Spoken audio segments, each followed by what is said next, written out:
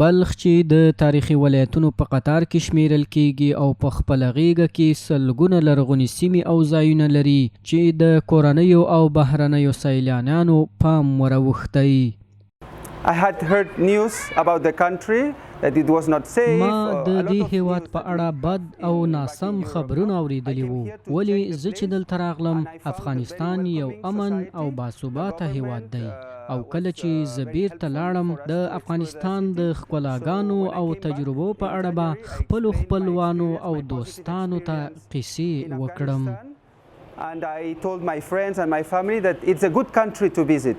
As we know, موږ ټول پوهیږو چې افغانستان یو جنگ ځپلی هیواد و، خو اوس دلته بشپړ امنیت دی او د چکر او سیاحت لپاره مناسبه فضا برابره شوې ده. زه فکر کوم چې په راتلونکي کې به هم افغانستان ته ډیر سیلانیان راشي.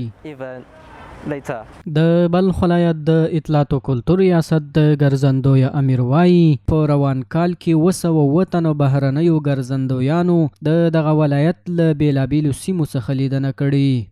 مزار شریف چې د ډیر ښه تاریخي او بستایي ځایونه لري، نو دغه په باره کې خلک خارجیان چې د مختلفو کشورو څخه راغلي دي، داسې محدود کشورونه چې دي نه د مختلفو کشورو څخه راغلي دي په دغه د نوي میاشتې په موده کې، او چې د قوس سومه کېږي 207 نفر خارجي سیاحین راغلي دي. الحمدلله امنیت امن دی.